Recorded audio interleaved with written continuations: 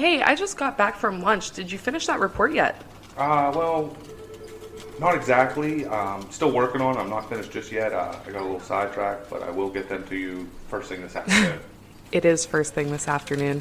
Well, yeah, I understand that, but I mean, I am working on But it. I'll have what do you mean that the report isn't finished yet? I'm still in the process of working on it. I've just been a little distracted. Distracted. Our meeting starts in an hour. I can have it. No. What were you doing? Were you listening to another hunting podcast again? I swear, I give the staff in this office the freedom to do whatever they want to do as long as they meet a deadline. That is the first bullet underneath your job description. Pays attention to detail and deadlines. And deadlines. With emphasis.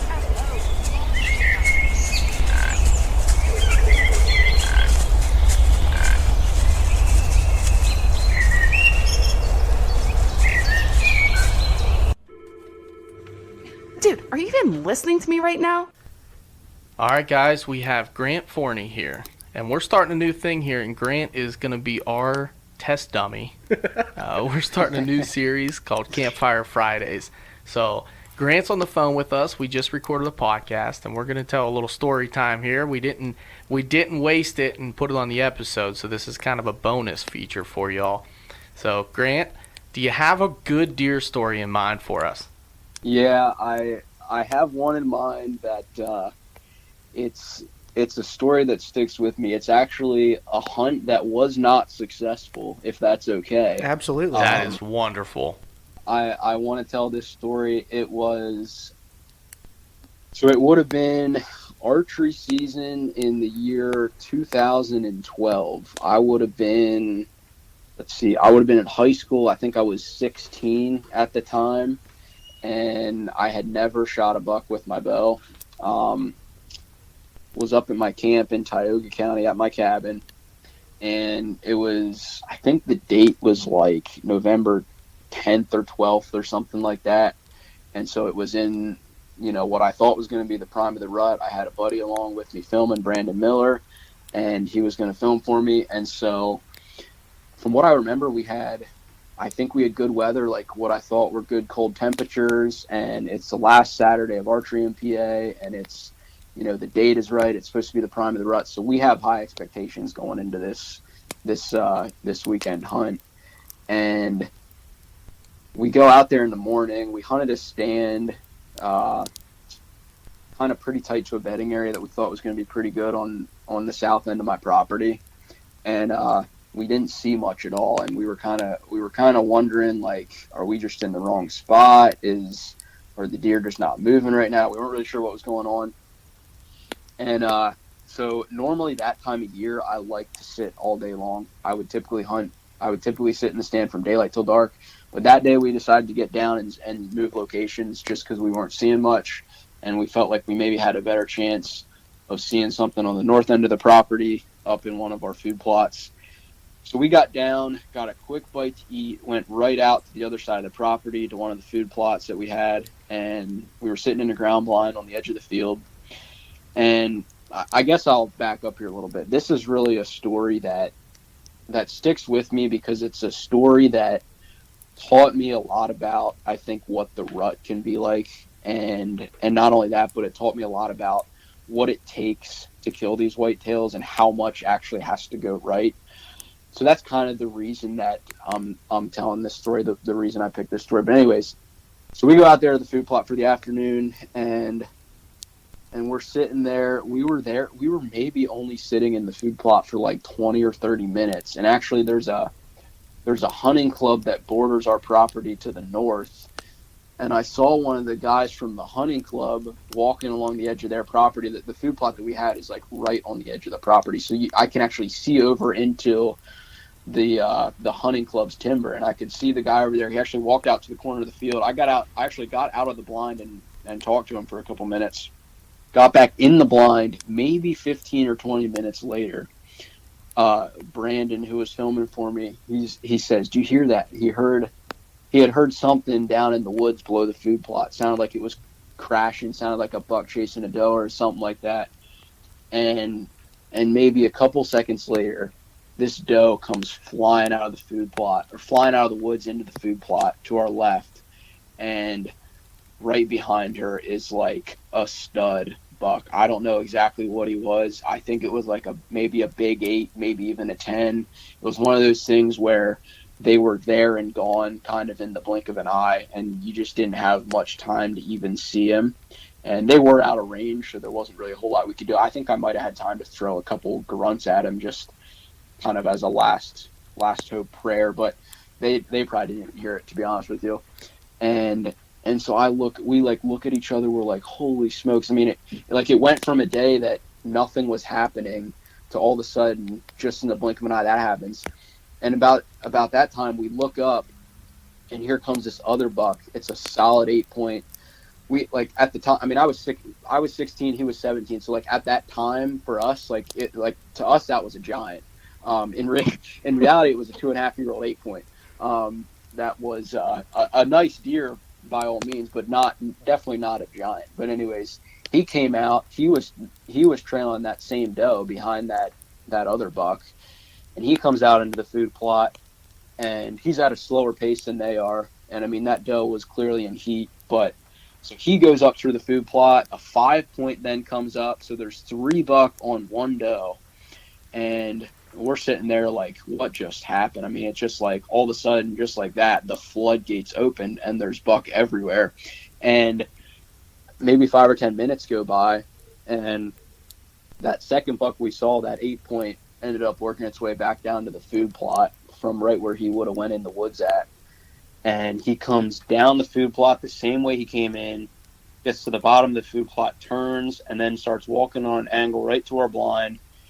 And so we're thinking, all right, here we go. We're about to get a shot at this thing. And it comes in to like 25 yards. And I don't know what happened. I think when I adjusted myself in the chair for a shot, I might have made a little noise. And I think that's what he heard. So he threw his head up at me, and he's facing straight at us. So I don't have a shot yet.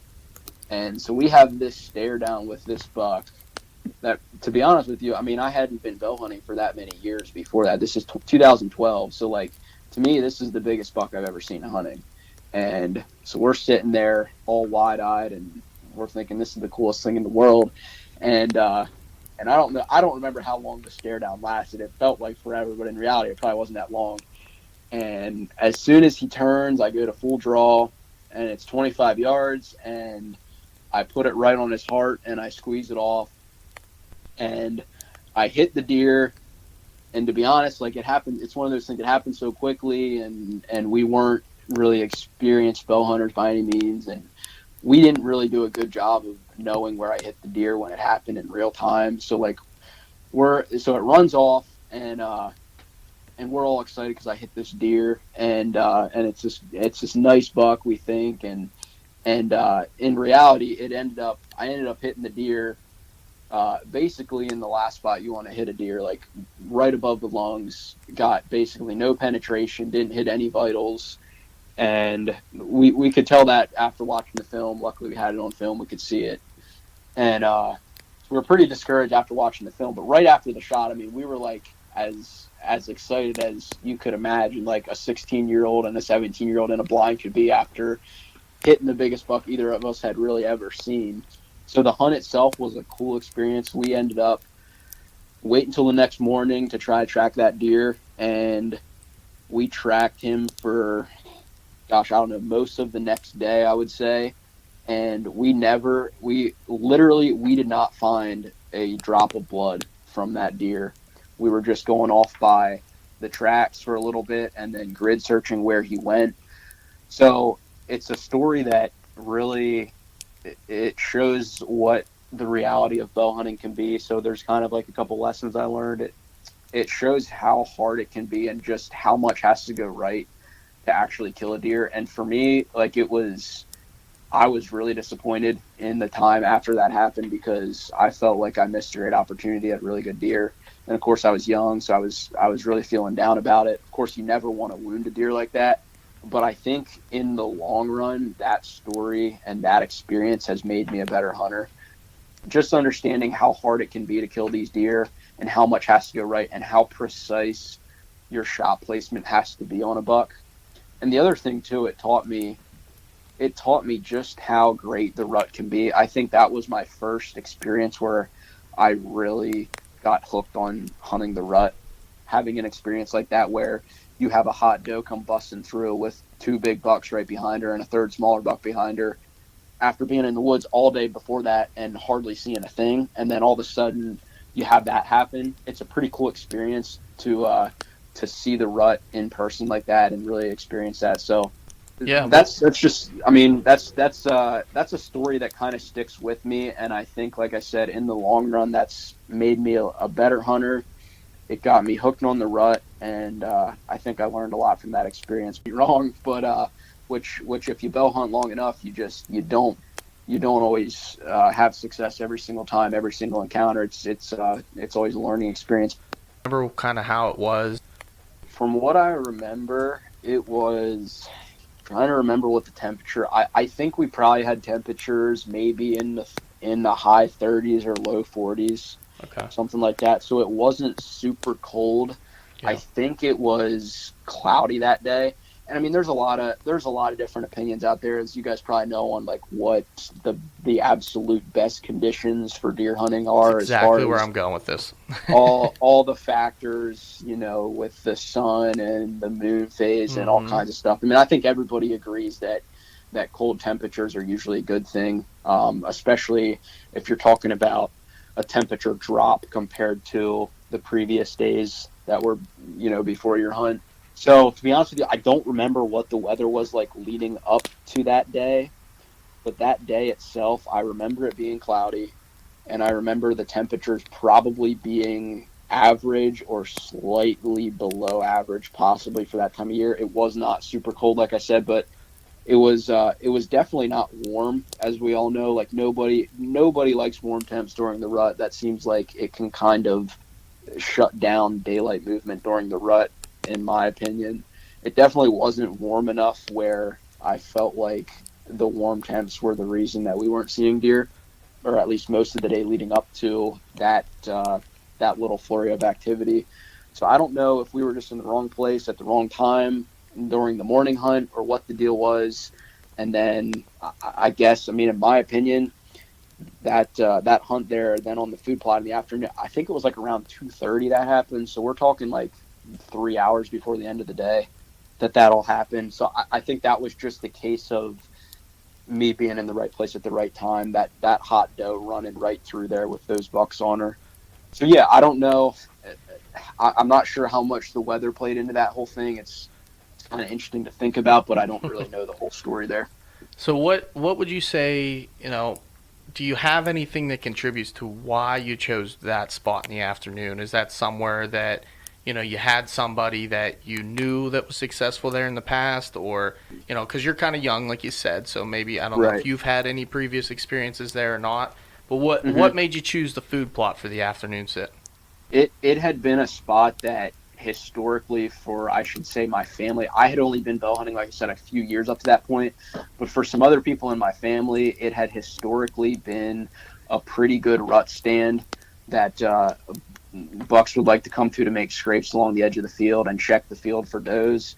That spot, typically in the early season and really all season, is a really good doe feeding area.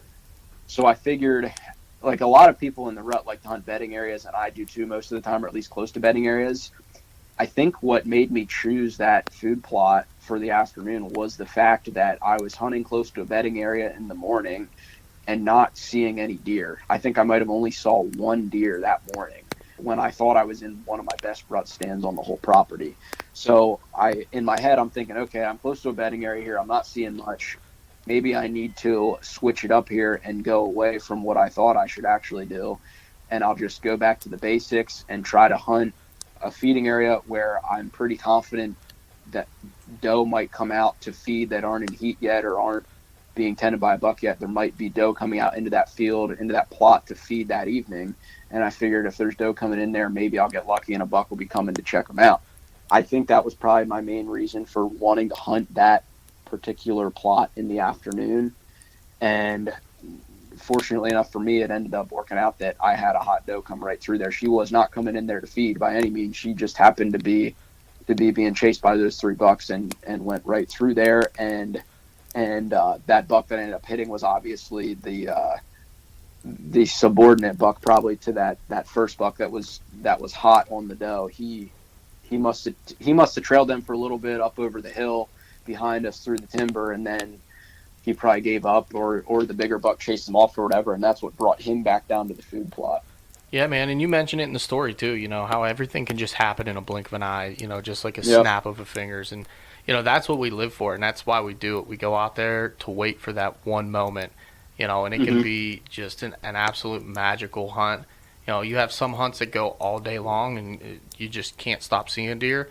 And then you have another hunt, you sit all day, you don't see anything, and then in a matter of 30 seconds, you have 6 deer run past you, chasing deer and breading or whatever, and it's kind of awesome when it all comes together and you kind of get an opportunity like that.